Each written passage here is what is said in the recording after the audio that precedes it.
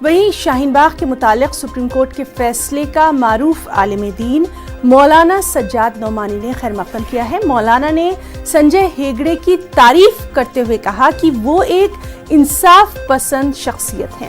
مولانا سجاد نعمانی نے کہا کہ شاہین باغ ہو یا کوئی اور جگہ احتجاج جاری رہنا چاہیے، کیونکہ یہ لڑائی صرف ایک قانون کے خلاف نہیں ہے بلکہ ملک کی جمہوریت اور دستور کو بچانے کی لڑائی ہے۔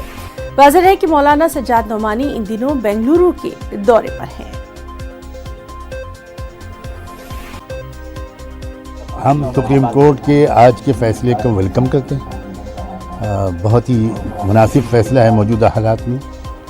انہوں نے 1 ہفتے کا مزید وقت دیا اور ایک سپریم کورٹ کی لرنڈ سینئر کاؤنسل ان کو میڈیٹر بنایا۔ وہ سنجے ہیگڑے جن کو انہوں نے بنایا ہے، ان کی شہرت ایک انصاف پسند آدمی کی، وہ مظلوموں کے ساتھ کھڑے ہوتے ہیں اور صحیح نام کا انتخاب ہوا ہے۔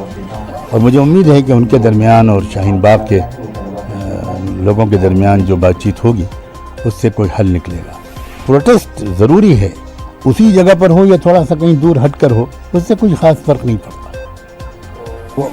میں امید ہی رکھ سکتا ہوں کہ جوڈیشری انصاف کرے گی۔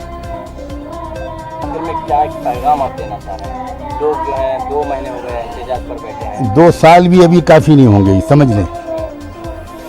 جو احتجاج پہ بیٹھے ہوئے ہیں وہ بالکل تیار ہیں اس کے لیے، وہ قطعاً کمزور اور بزدل نہیں ہیں۔ عورتیں اور بچیاں تیار ہیں اس کے لیے۔ لمبی لڑائی ہے، یہ جمہوریت کو، دستور کو بچانے کی لڑائی ہے، یہ بھارت کو بچانے کی لڑائی ہے۔ یہ ایک قانون کے خلاف لڑائی نہیں ہے۔ اور میں بار بار کہہ چکا ہوں، ہمیں یقین ہے کہ اس لڑائی میں فتح ہوگی مظلوموں کی، عوام کی۔